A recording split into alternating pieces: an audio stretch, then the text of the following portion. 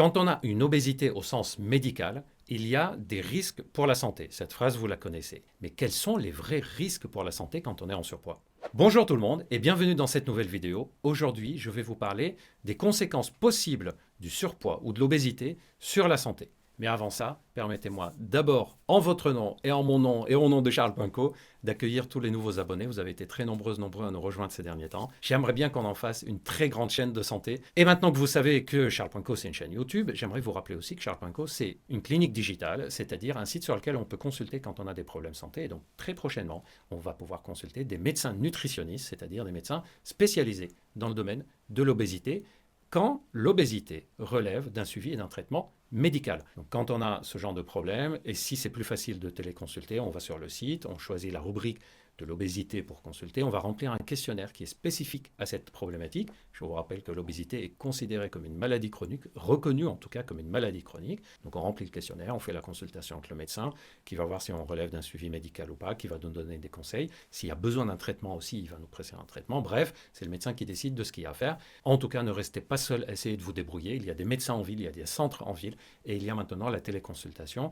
Il y a des solutions pour vous aider dans le surpoids et dans l'obésité. Maintenant que vous savez tout ça, voyons quelles sont les 10 conséquences possibles sur la santé quand on est en obésité. Avant de commencer, je rappelle qu'on est en train de parler de l'obésité et aussi un peu du surpoids, c'est-à-dire qu'on est en train de parler d'une situation médicale. On n'est pas en train de parler de quelqu'un qui a 2 ou 3 kilos de trop ou qui aimerait maigrir pour des raisons esthétiques. On est en train de parler de quelque chose de médical.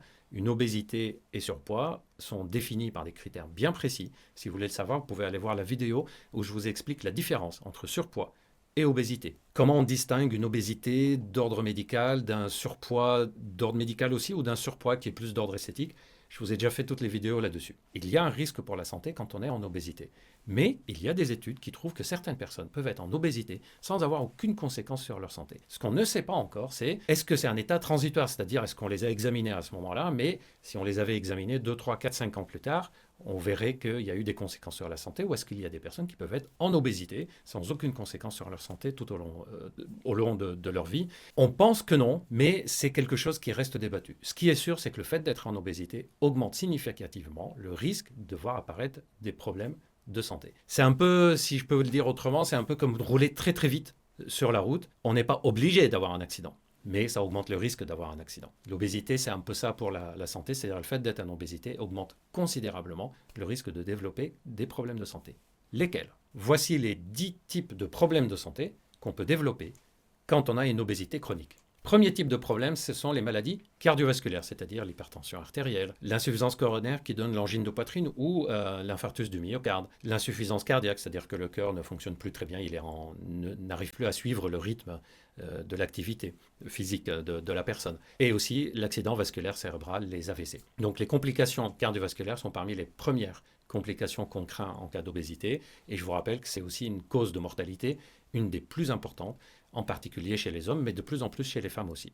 Deuxième conséquence, les maladies métaboliques, et en particulier l'apparition d'un diabète, un diabète de type 2, l'apparition aussi d'une stéatose hépatique, c'est ce qu'on appelle la maladie du foie gras. Alors je sais que ça fait sourire certaines personnes, en fait c'est grave parce que ça peut abîmer le foie, et ça peut se terminer en insuffisance hépatique, c'est-à-dire que le foie ne fonctionne plus du tout, ce qui est très grave pour la santé. Mais on peut aussi avoir une augmentation de l'acide urique avec des crises de gouttes, ou un excès de triglycérides ou de cholestérol dans le sang, ce qui va aggraver aussi le risque de maladie cardiovasculaire. Troisième conséquence, sur le sommeil. Ça, c'est une conséquence due au fait que quand on prend du poids, il y a forcément un moment ou un autre où on a l'abdomen qui augmente de volume et quand on est allongé, quand on dort, ça appuie sur l'abdomen, ça remonte un peu le diaphragme et donc ça va gêner la respiration. Ça va aussi appuyer au niveau de la glotte et donc ça peut donner un dysfonctionnement de ronflement par exemple ou une mauvaise qualité de sommeil. Donc forcément, on est fatigué le lendemain. Et là, on voit déjà le petit piège qui se renferme sur les personnes qui sont en obésité. S'ils ont des troubles du sommeil, fatigue le lendemain et on va demander à cette personne en plus de faire les efforts, d'être en forme, d'aller faire du sport, etc., ce qui devient de plus en plus difficile et on peut même développer ce qu'on appelle le syndrome d'apnée du sommeil. En tout cas, le sommeil peut être perturbé. Quatrième complication, les varices, c'est-à-dire les veines qui se dilatent, c'est-à-dire qui ne ramènent plus correctement le sang dans le corps, et en particulier les varices dans les membres inférieurs, dans les jambes en particulier. Pourquoi? Parce qu'en situation debout, il y a une pression à cause du poids, et donc le retour veineux du bas du corps vers le cœur se fait mal. Alors les varices, ce n'est pas que pour des raisons esthétiques qu'on les craint, c'est parce que le sang peut stagner dedans, et on peut avoir un caillot, c'est ce qu'on appelle une phlébite. Dites-moi dans les commentaires si vous saviez ce que c'était une phlébite, si vous saviez que les varices augmentent le risque de phlébite, Et comme en plus, si on est en situation d'obésité, on peut avoir tendance à bouger moins parce qu'on peut être plus fatigué, plus essoufflé, le fait de stagner physiquement fait stagner le sang et donc augmente le risque de phlébite. C'est pour ça que par exemple, quelqu'un qui est en surpoids, obésité, qui voyage, en particulier s'il a d'autres facteurs, on craint que le fait d'être assis dans un avion, dans un train de façon prolongée, que le sang stagne et que ça fasse une phlébite, donc on va lui demander de bouger et de ne pas rester assis ou de mettre des bas de contention par exemple. Cinquième conséquence, c'est au niveau digestif. On peut avoir par exemple un reflux gastro-œsophagien, des remontées acides qui sont assez gênantes, liées là aussi au fait que ça appuie au niveau de l'estomac. Et surtout, on peut développer des lithiases biliaires, c'est-à-dire des calculs dans la vésicule biliaire. Alors ça arrive en particulier chez les personnes qui ont essayé de faire régime, puis qui ont repris du poids, puis ils ont réessayé un autre régime, repris du poids, le fameux effet yo-yo. Et d'ailleurs, dans les consultations avec les médecins nutritionnistes, c'est un des éléments qui est vérifié parfois, c'est est-ce qu'on a fait trop le yo-yo parce que ça peut donner des conséquences au niveau de la vésicule biliaire. Alors pourquoi on les craint, les calculs de la vésicule biliaire? Parce que s'ils bougent, ils peuvent boucher un canal et ça fait très très mal. C'est ce qu'on appelle la colique hépatique. Et si ça s'infecte, ça s'enflamme, c'est ce qu'on appelle la cholécystite. Et si ça va jusqu'au pancréas, ça peut donner une pancréatite. Sixième conséquence, purement mécanique, au niveau des articulations, en particulier dans le bas du dos, qui va supporter le poids, et aussi de l'arthrose au niveau des hanches et des genoux. Les personnes qui sont en obésité ont plus de risque d'arthrose au niveau des hanches et des genoux. Et d'ailleurs, là aussi, ça va être important d'amener un niveau de perte de poids pour pouvoir faire l'intervention, parce que souvent l'arthrose va conduire à une intervention chirurgicale, parfois même à mettre une prothèse.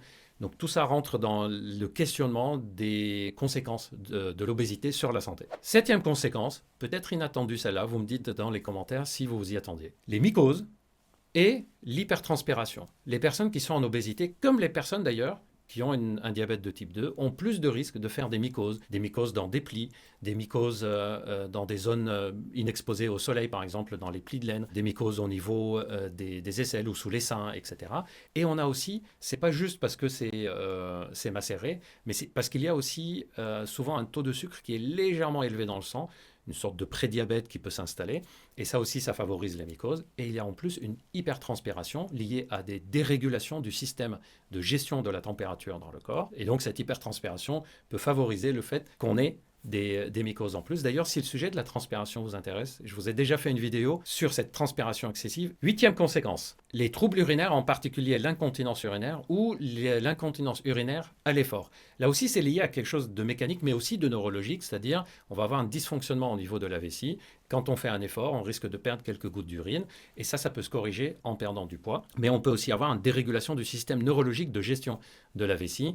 Alors évidemment, ce n'est pas quelque chose duquel on va mourir, mais c'est très très gênant dans la vie de tous les jours. Neuvième conséquence, les cancers. Malheureusement, l'obésité augmente le risque d'avoir un cancer, et tout particulièrement le cancer du sein, le cancer de l'utérus, le cancer digestif, le cancer du côlon, et le cancer de la prostate. On sait que le fait d'être en obésité augmente le risque de ces cancers et d'autres cancers. Et d'ailleurs, il y a des études qui ont montré que le fait d'avoir un cancer, même s'il n'a aucun lien avec l'obésité, donc si on a un cancer et qu'on a une obésité, malheureusement, l'évolution peut être un peu moins bonne. D'où l'intérêt d'ailleurs de soigner l'obésité, c'est que ce n'est pas juste de l'esthétique. Et ça, je vais y venir dans le dixième conséquence. Dixième conséquence sur la santé, ce sont des conséquences psychologiques. De nos jours, c'est encore mal vécu l'obésité. Je lis souvent que l'obésité est difficile à assumer pour certaines personnes, mais ils ne devraient même pas devoir l'assumer.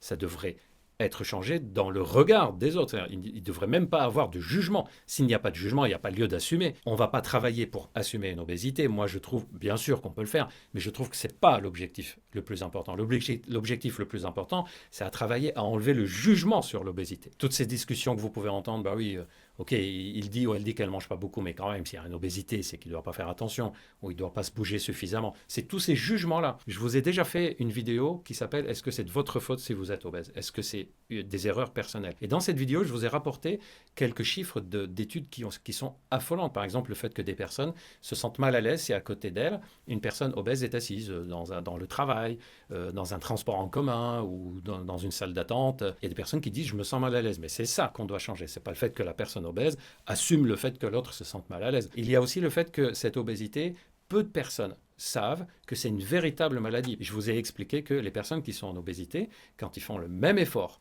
que ce soit alimentaire et en particulier effort sportif, d'activité physique, ils perdent moins de calories qu'une personne qui n'est pas obèse, surtout si elles ont fait le yo-yo avant. Ça veut dire qu'elles peuvent faire des efforts exactement comme une autre personne, mais au début, c'est un effort qui est un peu décevant parce qu'elles voient que le poids ne perd pas. Et donc c'est hyper décourageant parce qu'elles se disent déjà que c'est plus difficile pour moi de faire tout ça. Et en plus, il faut que je tienne encore plus longtemps, il ne faut pas que je me décourage.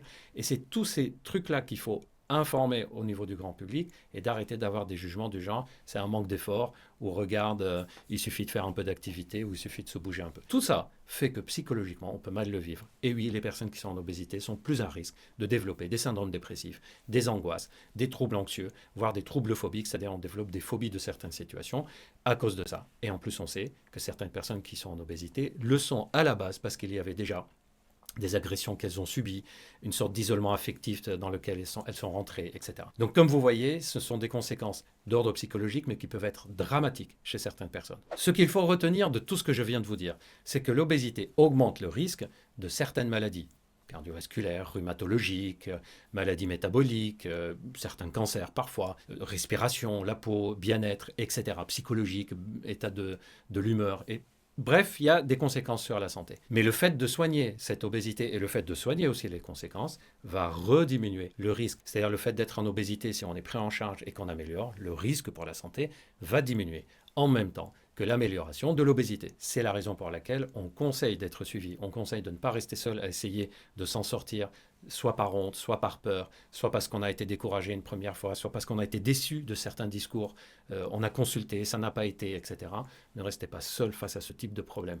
Il y a toujours des professionnels de santé qui vous écouteront avec bienveillance, qui chercheront surtout à comprendre ce qui vous arrive, qui chercheront surtout à vous prescrire les choses qui peuvent vous aider, à vous donner les conseils qui peuvent vous aider avec un objectif commun entre vous et le médecin qui vous suivra, c'est que vous soyez de mieux en mieux, mois après mois. Voilà, j'espère que cette vidéo vous a plu, j'espère que vous avez appris des choses, que ça vous a ouvert l'esprit sur l'obésité en particulier, ce que je vous ai dit à la fin de la vidéo. N'hésitez pas à me dire dans les commentaires si vous souhaitez que je parle d'autres sujets de ce type. N'hésitez pas à me dire si vous avez des remarques par rapport à tout ce que je viens de vous dire. Likez, commentez, partagez. Si vous n'êtes pas encore abonné, c'est le moment de le faire. Je monte toujours ici, mais ça ne serait pas là. Non. Bref, c'est en dessous de moi quelque part. Le clic abonnement. Moi, je vous prépare plein d'autres sujets de santé sur différents types. Ça arrive très très vite, dans quelques jours. D'ici là, prenez bien soin de vous.